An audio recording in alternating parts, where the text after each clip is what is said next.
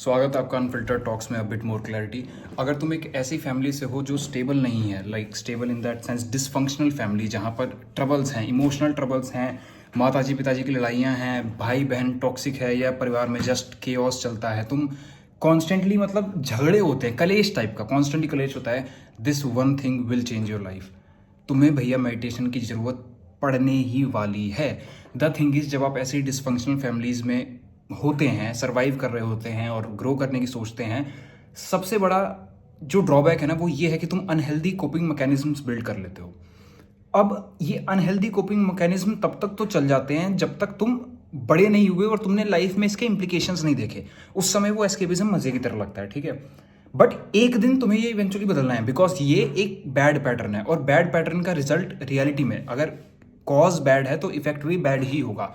तो ये आदतें तुम्हें बहुत ज़्यादा आगे तक लेकर नहीं जाती। And to change these habits, चाहे आज ये चाहे इवेंचुअली फ्यूचर में, तुम्हें इन आदतों को पहचानना जरूरी है। और ये आदत सबसे ज़्यादा तुम तब पहचान पाओगे जब तुम माइंडफुलनेस प्रैक्टिस करते हो, मेडिटेशन प्रैक्टिस करते हो। My life completely changed ever since I started to meditate. Even like doing basic meditation like 5 to 10 minutes every day can be a game changer. अगर तुम सिर्फ स्टार्ट कर रहे हो, वैसे तो पूरा एक तरीके होते हैं मेडिटेट करने के, उस पर कभी किसी दिन वीडियो बनाएंगे, बट अगर तुम स्टार्ट कर रहे हो, do this only for 30 days, 5 to 10 minutes every day, एक कंसिडरेबल चेंज पाओगे। जस्ट आंख बंद करो, फोकस ऑन योर ब्रेथ। जो भी बॉडी पार्ट पे तुम सबसे एविडेंटली अपनी सांस को फील कर पाते हो, वहां ध्यान दो। मैं स्टमक के अराउंड फील करता हूं, कुछ लोग चेस्ट पे करते हैं, तो तुम्हें वहां फोकस करना है और 5 मिनट तक ध्यान देने की कोशिश करना उस एरिया पे।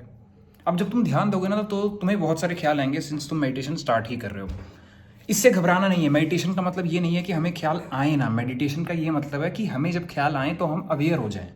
You are not having any problem अगर तुम मेडिटेशन करते टाइम डाइवर्ट हो जा रहे हो, ये प्रॉब्लम नहीं है। ये mind is a focusing tool, कहीं ना कहीं फोकस करेगा ही।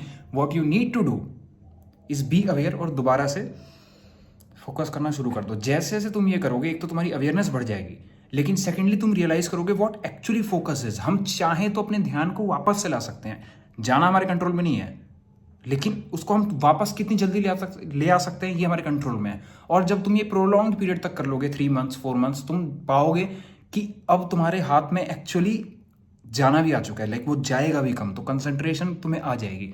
और स्पेशली जब आप डिसफंक्शनल फैमिलीज में होते हैं, man, it's so problematic.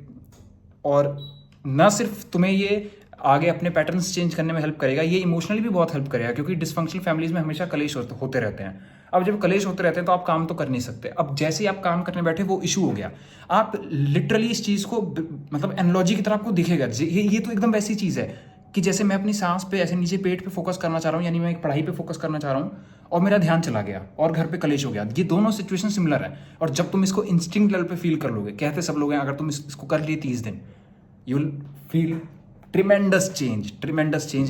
So this was some more clarity, but maybe या किस दिन वीडियो अपने entire meditation protocol और सिस्टम की बना दूंगा। बाकी तो या this is it. Thank you for watching.